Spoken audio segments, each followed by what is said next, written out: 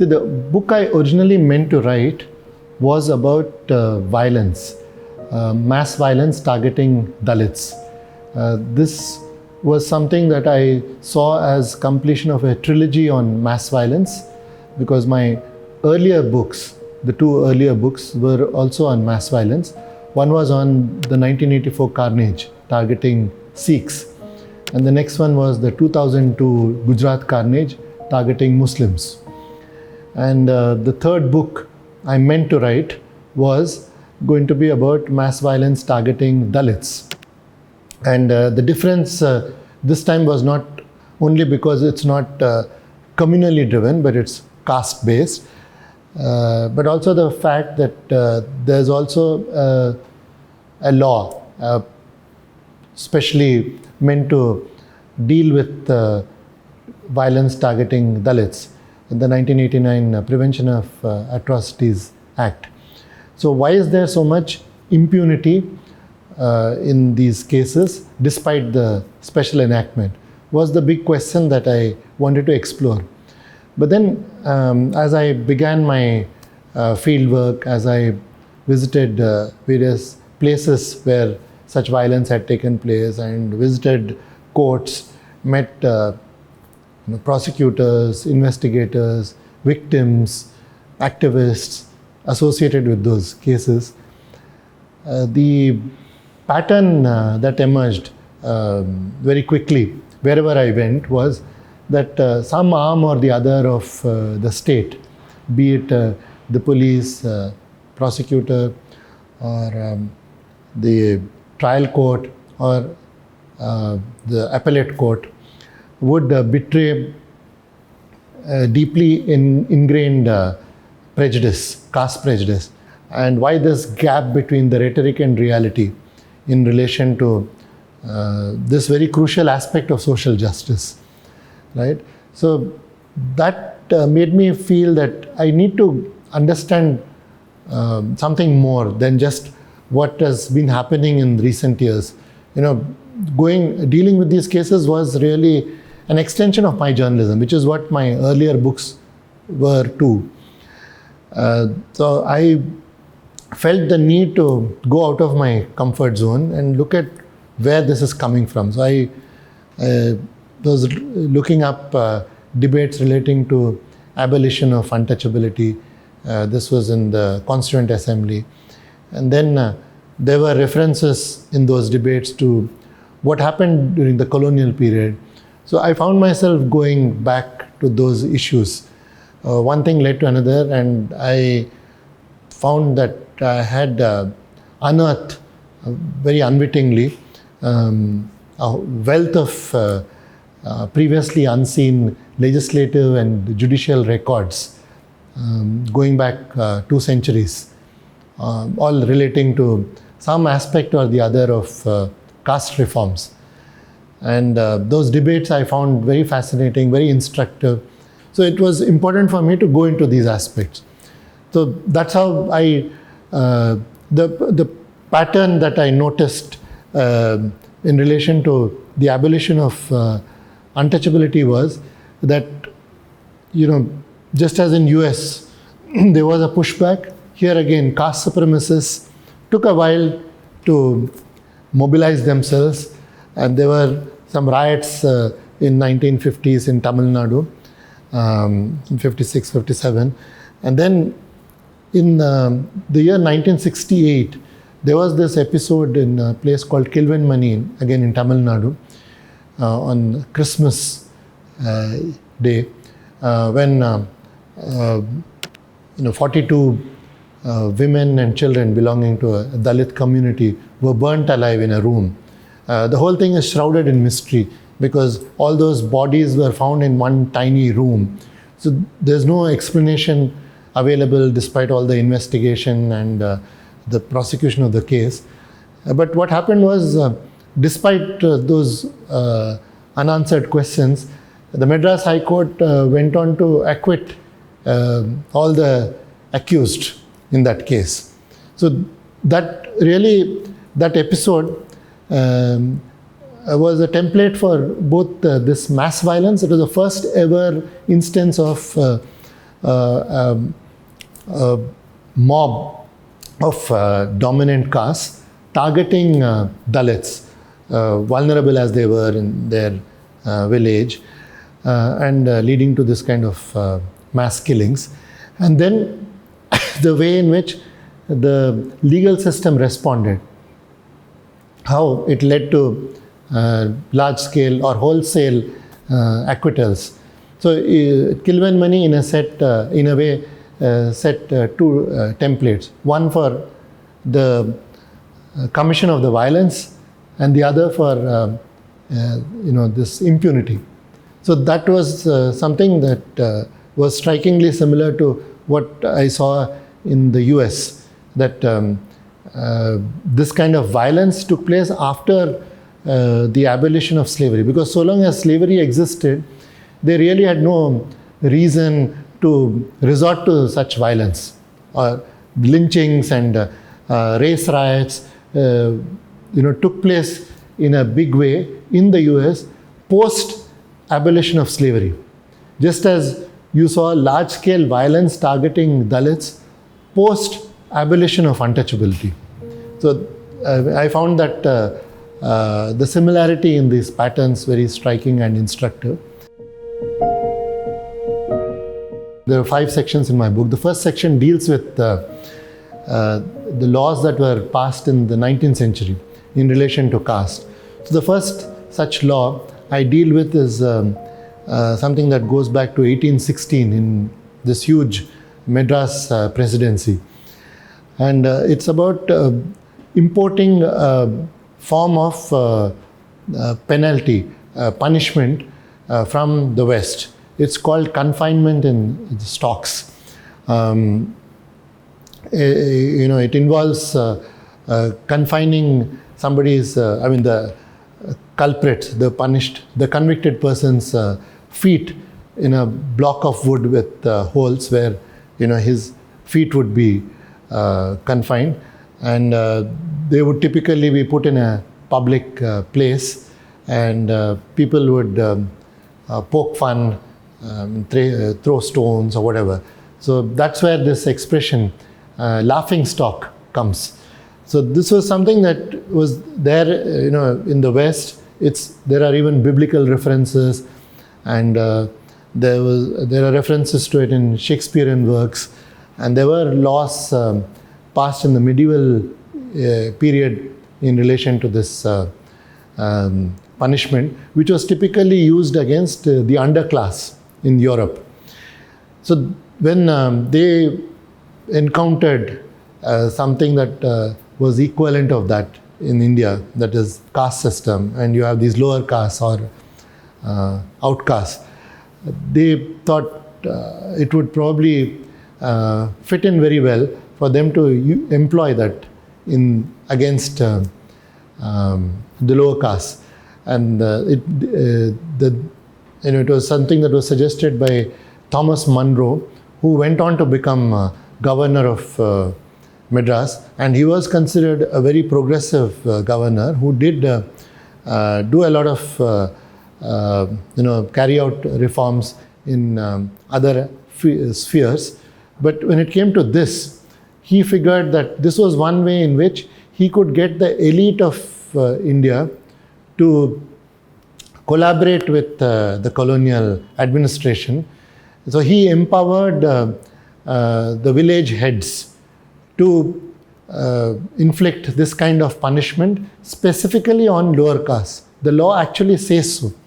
And it took somebody in the second decade of the 20th century in the Madras legislature to oppose it and draw attention to it and put pressure on the colonial administration to repeal it. And that was an upper caste legislator called Narasimha Iyer. There was, there were more such examples. One was the famous Sati regulation of 1829. This is not just a matter of gender but also caste, because it was something that was typically done in upper caste, And there were some copycat episodes in the lower castes too, but this was a custom that was defended and upheld by upper caste. And when the British administration over a long period tried to reform it or do away with it, there was a great deal of pushback.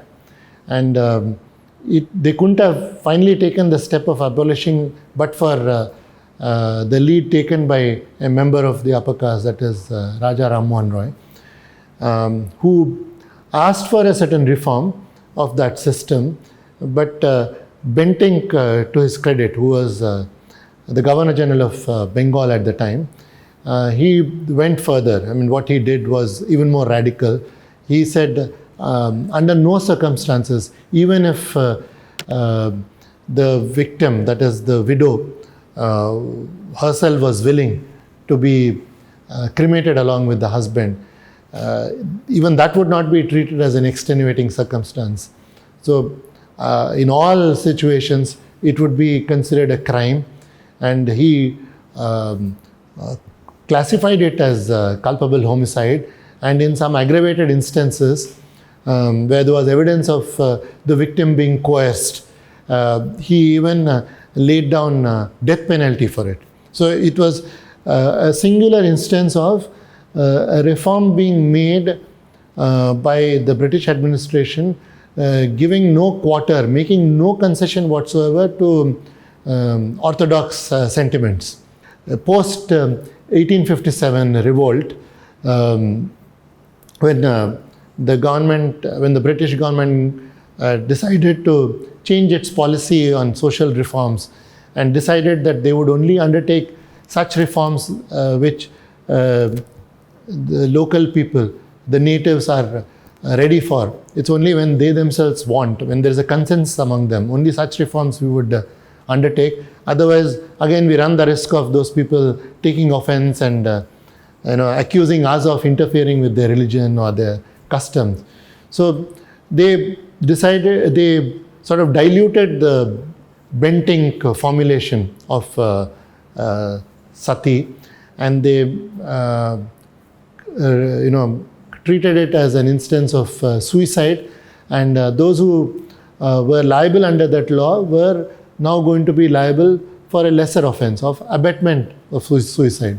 But we had somebody like Motilal Nehru defending those convicts in that case.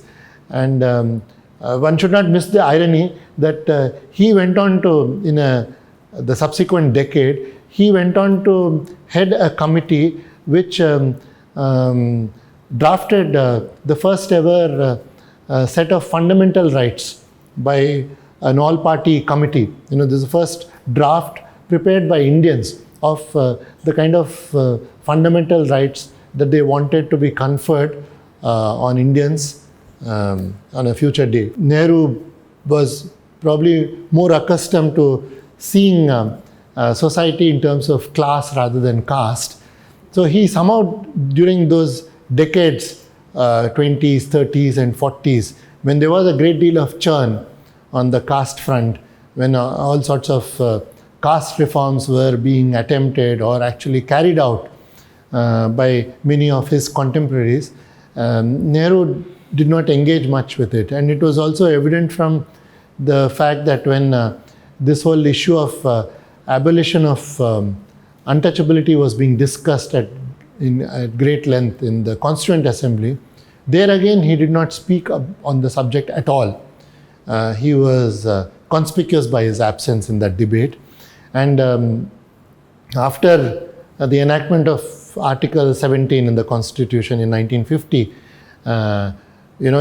his administration took another 4 or 5 years for to enact a law in terms of that Article 17, which said that there will be a law that will define the various forms of untouchability related offences and lay down penalties for them.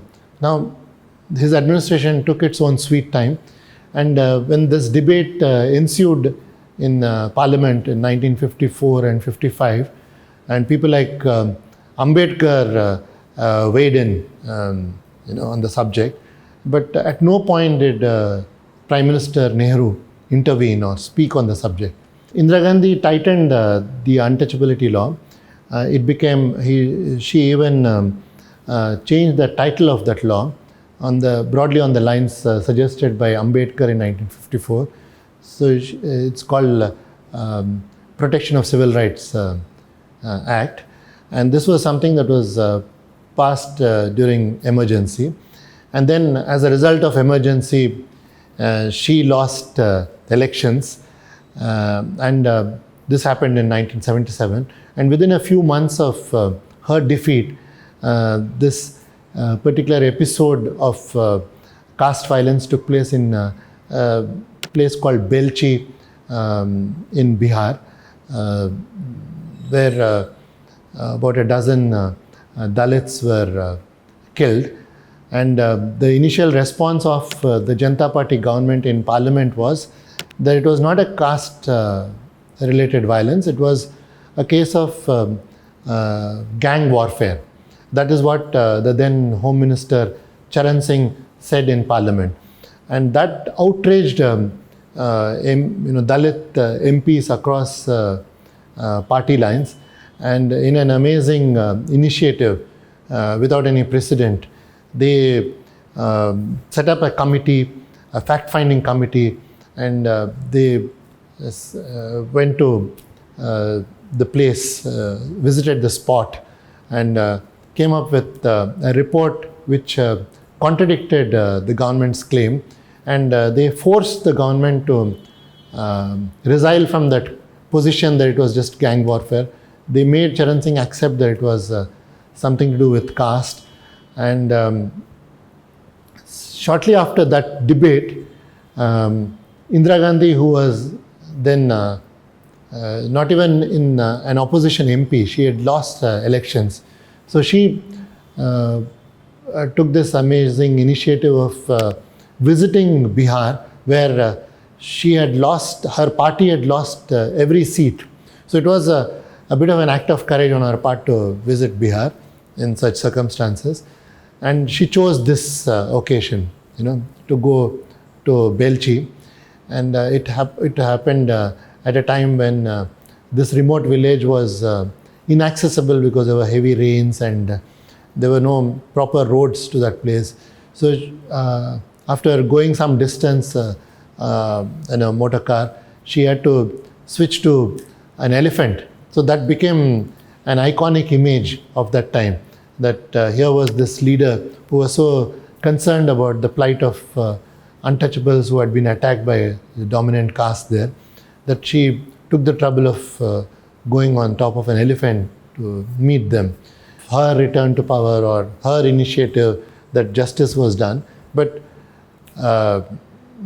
whatever the reason might have been, this emerged as the one and only case in which ultimately, after the Supreme Court upheld the conviction of the accused, two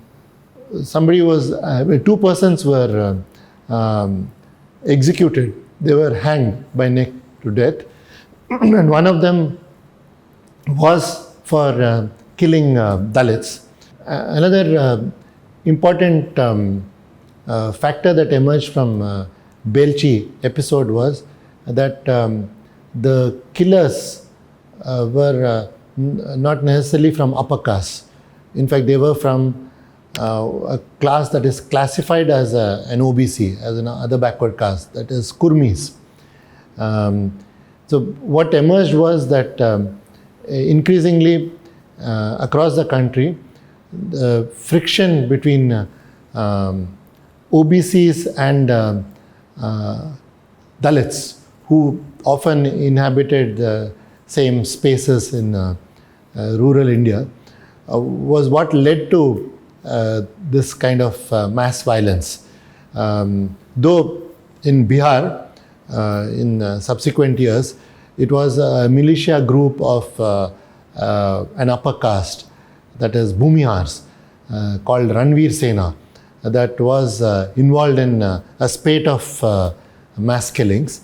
But across the country, if you take, the pattern has been that very often it's castes that belong to the Shudra Varna, or who in modern parlance are part of OBCs, who have often been perpetrators of violence. So they are they are called by sociologists as dominant castes because they are the ones who occupy high positions in society, who own vast tracts of land. So there's often conflict there in those places between these dominant castes and Dalits.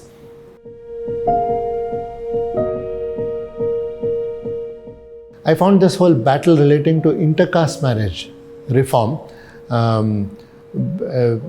very telling, because it showed how it took over 30 years for Hindu society to allow this reform, much needed reform, to take place. The battle was initiated by Vittalbhai Patel in 1918. He introduced this bill in the Imperial Legislative Council, and there was a vehement pushback from orthodox Hindu leaders in the house, most importantly Madan Mohan Malviya, and he was in turn supported by Surendranath Banerjee, and they had no qualms in claiming that this whole attempt to legalize intercaste marriage was something that was either premature, or worse, something that was a gross interference with their religion, and something that should therefore not be allowed, and they demanded that the bill should be withdrawn. What the British administration did was something that was typical by then, which is that whenever any social reform was attempted by somebody, they would test his claim by gathering public opinion on the subject from across the country. So they sent that bill to various provinces, and the feedback they received was something that Vittalbhai Patel interpreted to mean that the majority of Hindus were open to it, and it is only Brahmins, or at any rate a section of Brahmins, who were opposed to it. And he went on to attack Brahmins, so to say, and that prompted the British administration at the time to say, you are committing a grave a strategic blunder.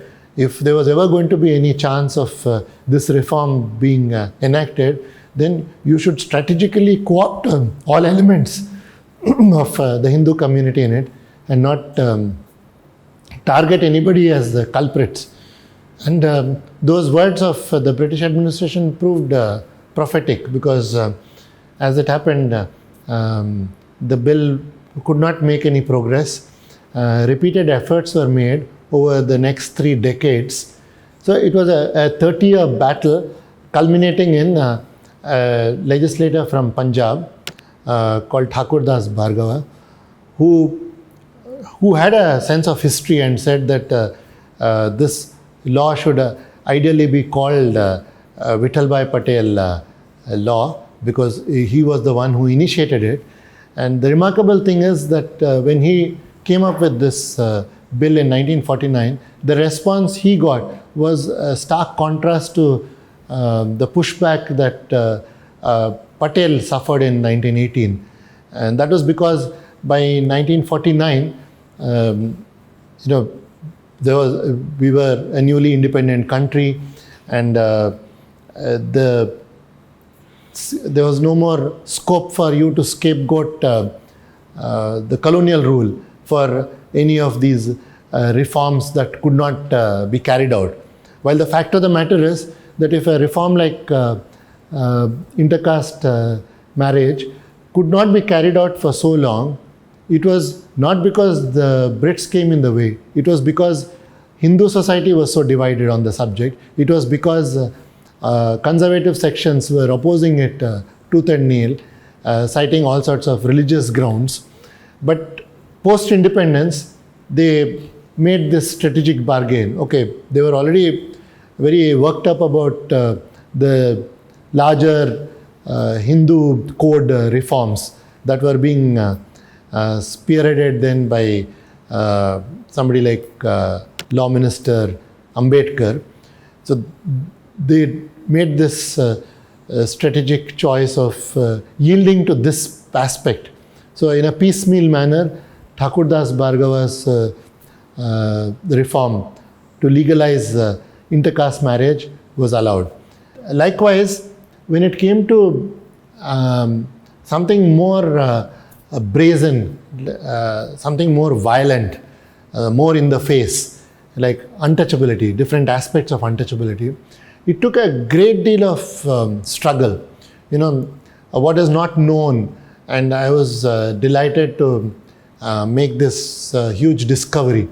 And it's really telling that this huge discovery is coming into the public domain only in the year 2023 through this book, which is that in the year 1926, we had this amazing feat of an untouchable legislator in Madras province pulling off the first ever enactment against untouchability. The achievement of R. Veerayan, the first ever legislator belonging to the, who happened to belong to an untouchable community himself, pushing through an enactment against untouchability, went unrecorded in history books or in popular literature. So now, it was, as it happened, subsequent to the breakthrough made by Veerayan in Madras, in the decade of 30s and 40s, saw a lot of attempts being made to open up public amenities, public spaces to untouchables. In a place like Madras province, the level of untouchability was at an even higher level, because it was not just about untouchability there, but it was also about unapproachability. That the very sight of a Dalit on the same street would be polluting. In fact, there were some places where it was even called unseeability, because it was the very sight that was considered polluting. So a lot of these public streets were out of bounds for Dalits. So they had to make special enactments or attempt special enactments to open up these streets to a section of Hindus. In 38-39, this was the debate that took place in Bombay province. And the then Congress government in Bombay, headed by B.G. Kher, and his home minister was K.M. Munshi, who went on to become one of the constitution framers. Now they took the position that this is something that was undesirable. You can't treat untouchability related offences as a cognizable offence. Then it would lead to a proliferation of cases, and it would lead to further fracturing of society, more alienation, and so on and so forth. A decade later, after they stepped down from their offices on account of the World War II and the unilateral decision made by the British government to involve India in that World War, all the Congress government stepped down. And it was post the World War, in 1946, next round of elections take place under that same law, and they come back to power. And when the debates are now resumed on this subject in 46, 47, this is around the time of independence. So the whole approach is now different. Now they find it more acceptable. They incorporate the very suggestions that Ambedkar made in 30s and said, yes, now we will make it a cognizable offense. Now it should be possible for the police to take an offended person's, a Dalit's complaint, or suo moto also, they can take action, right? So then in 50s, post-independence, when Nehru government took up this untouchability offences enactment, when this was being debated in Parliament, at that time Ambedkar was in the opposition.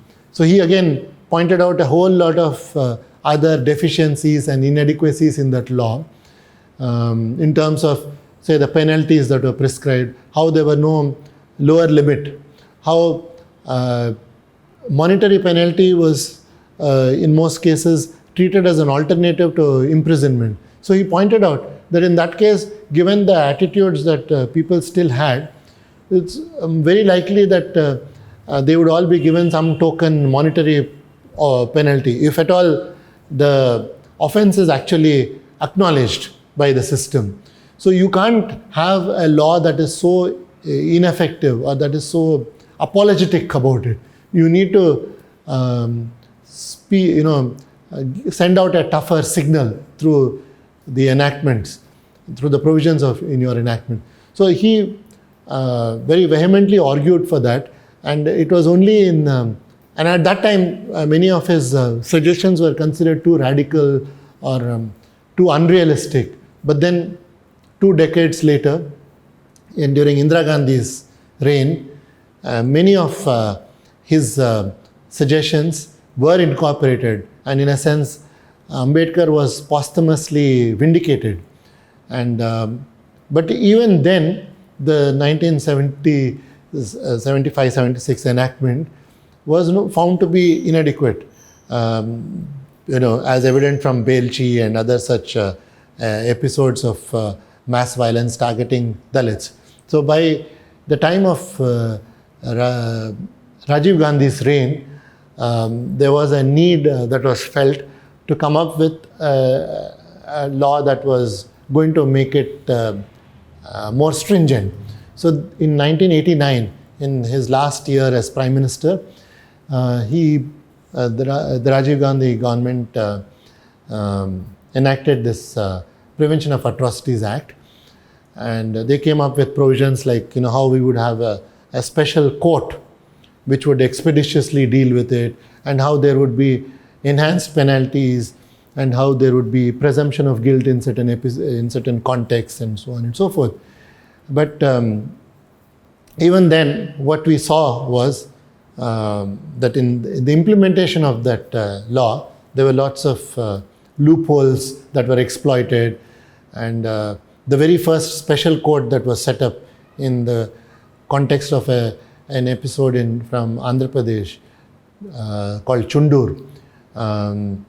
It took well over a decade for that fast track court to come into operation, because the appointment of that court for the handling of that Chundur episode was challenged on all sorts of grounds. One of them was, how can you have a Dalit judge heading this court or manning this court, because he would be inherently biased. So because of all such objections that were raised one after another, it took about a decade. So you can see how in theory certain reforms were made, but in practice they would resort to all sorts of ploys to subvert that law. This resistance, this kind of opposition was even more evident in the context of temple entry, because that was very directly pertaining to their religious feelings. So whether untouchables could be allowed to enter temples, and if so, up to what point and under what conditions. Gandhi, throughout the decade of 1920s, was far from ready for any kind of temple entry for Dalits.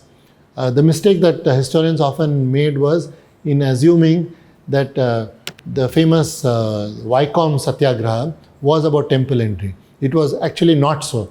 It was about what I mentioned earlier, about a very perverse form of untouchability that was prevalent in the South called unapproachability. It was about boards that were put on certain streets leading to a temple in Vaikom, a Shiva temple in Vaikom, saying that untouchables and a particular caste called Eravas, a lower Shudra caste. So this whole agitation was, year-long agitation was about getting rid of those boards and throwing open those streets leading to the temples. It was not about them entering the temples per se. And it was for that reason that Gandhi did endorse this Vaikom Satyagraha and even participated in it. It was only post Pune Pact, which related to the question of overturning a hard-fought right of Dalits to have a separate electorate for themselves. So when Gandhi, through his fasting, forced Ambedkar and other Dalit leaders to give up that hard-fought right of theirs in relation to separate electorate, did he feel the need to make a reciprocal gesture? This happened in September 1932. So a day after the signing of the Pune Pact, a whole lot of leaders who were there in Pune with him, they all moved to Bombay and held a conference in which a series of resolutions were passed, resolutions that were drafted by Gandhi himself, admittedly so, where they say, okay, to reciprocate their gesture of giving up that special separate electorate, we caste Hindus will bring about certain reforms in our society. And one of them related to temple entry. But even then, that the resolution made it very clear that when it comes to temple entry, which was considered the most sensitive part of untouchability related issues, would not involve any kind of enactment, would not involve any legislative intervention, because they found it intolerable that there should be any kind of legislative intervention in what is essentially a religious sphere. So they said, we will bring about this change we will bring about this reform through a change of heart. The British intervention in the caste sphere, the instance of orthodox section, made it that much harder for any reforms to be carried out. The caste laws became ossified. They needed to be now reformed only through another enactment. So when Gandhi realized that you needed to have an enactment to overthrow or to supersede the Privy Council judgment, did he then begin to accept the role for legislature in that? And even at that stage, this is post the Pune Pact, post 32, 33. So even at that stage, he was open to it only in a very modest, incremental manner. He was not agreeable to doing it, in one shot, in one fell swoop, taking this this rights-based approach, which people like Ambedkar advocated. He said, no, we will do it case by case, temple by temple. He called it a local option. And why was Gandhi taking that position? It was because his anxiety as a mass leader was to carry everybody with him. He was mindful of the dangers of being too far ahead of society. Now that was his approach. But there were people like Ambedkar and all who said that, look, law is not something that would depend on, that is a majoritarian project. It is something that would set a norm, an ethical standard, irrespective of whether majority of people agreed with that or not. So therefore, our constitution framers felt the need to have a clause saying that freedom of religion in the case of Hindus will not mean that temple entry will not be allowed for Dalits, right? And what is important to note is that this particular clause was introduced in the constitution, not at the instance of Ambedkar or other Dalits or lower caste members who were in the Constituent Assembly. It was something that was done by two Brahmin members of the Constituent Assembly, one of who is a hero among the Hindu right, that is K.M. Munshi. He is known for the efforts he made to rebuild Somnath temple, right? Now that same man, during the Constituent Assembly debates, was very categorical in saying he was the one who, as an insider, as a Brahmin, he felt that he was the one who flagged this issue in the Constituent Assembly, that it is all very well for us to say that freedom of religion is going to be a fundamental right. But in the case of Hindus, as a Brahmin, he felt the need for the constitution to clarify that in the case of Hindus, this shall not mean that untouchables will be forbidden to enter temples. See, when just around the time Gandhi began to engage with temple entry post Pune Pact, that is in the 30s, right? Ambedkar was increasingly disengaging with this question of temple entry, because by then he had a first-hand experience of the attitudes he encountered from caste Hindus in the context of a temple entry movement he led in Nasik. And it was a very prolonged affair. So he took the position that we will now fight more and more for our temporal rights. So by 35, he decided to put an end to that Nasik Satyagraha, the temple entry movement. And this was in a place called Yola. He made this declaration that I was born an untouchable, but I will not die an untouchable. So he made it clear that he was going to be now exploring options of converting out of Hinduism. And as it happened, he took 2 decades to do that. It was in the wake of this Yola declaration that he came out with that famous book of his, Annihilation of Caste. Bombay took the lead with Home Minister K.M. Munshi introducing a temple entry bill in the Assembly on 24 January 1938. This is also the year that Munshi founded the Bharati Vidya Bhavan, a conservative institution driven by his credo that, in quotes, India will once again be acknowledged as the Vishwaguru. The last section of my book deals with what was the original focus of the book, which is impunity for violence.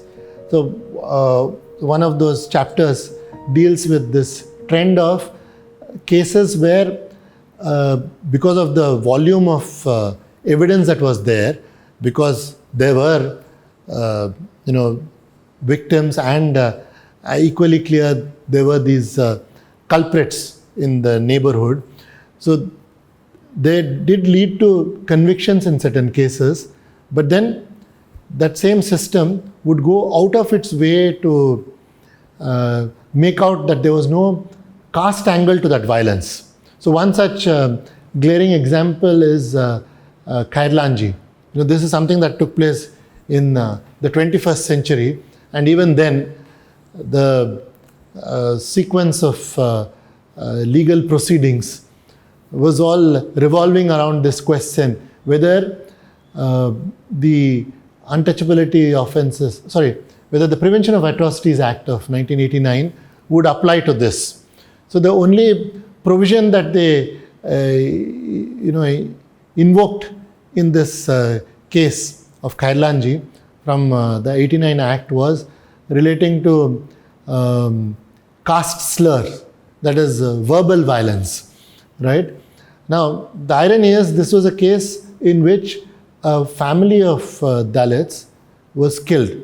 I mean, the only survivor was the head of the family, Bhayalal Botmange, because he was lucky enough to not be on the spot, or he was lucky enough to escape in the nick of the time.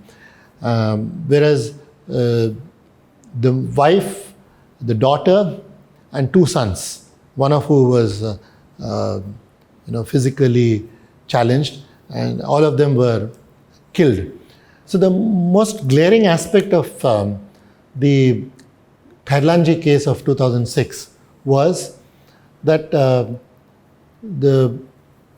of the bodies of the 4 dead persons were discovered a day or two later, one by one, from a canal. They were fished out.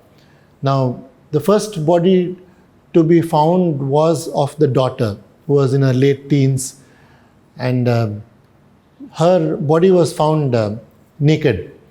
Now, that made it very clear that there was also a sexual angle to it. And it was all about disproportionate reaction to their stated grievance that the wife, that is the Priyanka Bhotmange's mother, had dared to testify against certain members of the dominant caste in a case of hurt, which is a lesser offense than, say, culpable homicide or murder or rape, right? Now, the disproportionate response was that they were so offended by the audacity of this woman to have testified against them that they went to the extent of killing all 4 members of that family who were available on the spot. Now, this was the story that the prosecution was happy to go with. They turned their face against this alternative narrative that what underlay this whole episode was that this was a Dalit family who were in minority in that village, and they were a very up and coming family, very progressive. They had a property of their own. So all that was causing a great deal of resentment, and maybe that testimony came as the last straw, but there was clearly a caste angle to it, which is why there was this clear evidence of sexual violence, but it was all something that that was glossed over. Priyanka Bhotmange's body being found naked, the court accepted the plea of the culprits that after they had killed her, they had stripped her body to get some sexual pleasure out of her naked body, the naked body of a dead girl. Now, this was something that had no evidence to back up that it happened in this form. The reason they took that plea was that that would spare them. There was no special provision relating to such an action. It would just end with murder. So they were going out of their way to hide the fact that there was also this sexual violence against her. So they didn't want any of the offenses relating to molestation or rape or any of that to be on record.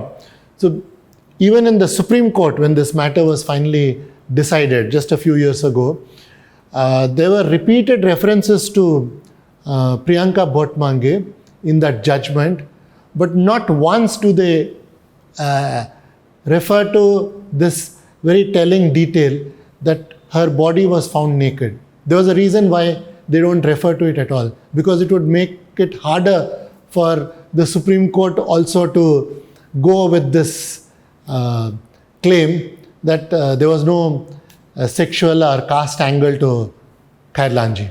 So one of my favorite discoveries relates to a little known legislator from central provinces called Manekji Dadabhai, who as a member of the Imperial Legislative Council brought about several issues or highlighted several reforms. One of them was relating to untouchability. He was the one, in fact, who broke the silence of India's national legislature on untouchability. This was in the year 1916, and he proposed a resolution saying that the government needs to address the issues relating to untouchabilities in a special way because they had special problems. You needed to collect data about them. All this was being acknowledged for the first time through that resolution. But much as the reforms that he proposed were valid and much needed, there was a vehement opposition to it from Hindu orthodox elements. Most importantly, Madan Mohan Malviya and Surendranath Banerjee. They put pressure on the government to say that this kind of a discussion on untouchability was uncalled for, and this was something that should not have been taken up because it was a divisive issue and so on and so forth. And Dadabhai in his defense said that, look, I have been waiting for years for somebody from within the community to take it up, but since nobody did it, I felt that it was high time that I did it. And but because of the opposition from these influential Hindu leaders, the government struck a compromise. They persuaded Dadabhai to withdraw his resolution, but at the same time they promised in the house that the substance of his resolution would be acted upon. So as a result of this aborted resolution, they set up in Madras for the first time a department called Protector of Depressed Classes. In Madras again, they nominated for the first time ever Dalit to the legislature, the Madras legislature. It was MC Raja. Now that was a revolutionary step to take, because not only because he was the first Dalit to be made a legislator, but because of the social implications of that. The appointment of MC Raja to the Madras Legislative Council was revolutionary, not only because he was the first Dalit to be made a legislator, but it also implied that he would have to be addressed as any other legislator as an honorable member. And that was a big deal, considering that he was a member of a community that was considered polluting.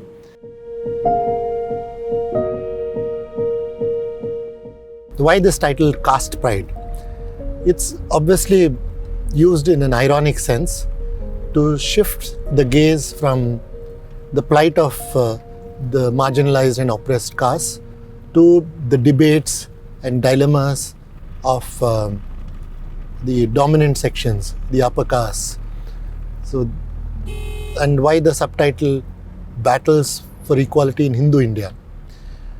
There's no suggestion that caste is today confined only to Hindus. Over the years, over the centuries, yes, as conversions took place, you do find this problem in other communities too, because it's not something that you shed overnight. And when you live in this ecosystem, there is a perpetuation and assimilation of that system across communities. So it has today become a South Asian problem. But these debates that I capture in this book took place in legislatures and judiciary. You know, it was on the legal aspects. So they were all primarily focused on issues concerning Hindus. And that is not surprising, because that is where it after all originated. So it was but natural for them to be addressing the issue of intercaste marriage, for instance. I mean, the bar on intercaste marriage among Hindus. Why it is relevant in today's context is, you know, there is that increasingly there is this problem of denial. A lot of people assume that with the passage of time, you know, caste is increasingly relegated to the background. It's something that you find maybe in some rural pockets, but vast majority of the country has got over that prejudice. Now, this is more a matter of empathy. If you have the heart, then you will see all around you any number of indications, any number of signs of caste being as virulent as ever, as harmful as ever. There are these, it's not limited only to these matrimonial columns of newspapers. You find ample evidence of that in news columns too. For the flimsiest of reasons, Dalits are attacked. So these are things that you can see even in, say, cities, even in centers of excellence, even in IITs. There are cases of students of lower caste being hounded, persecuted, being driven to the point of suicide. You see that in AIMS, you see that in, of course, Hyderabad Central University, which has been rightly accused of perpetrating an institutional murder in the case of Rohit Vemula. So there is ample evidence of caste being very much alive and kicking and holding back India, doing a lot of harm to us morally, spiritually, intellectually,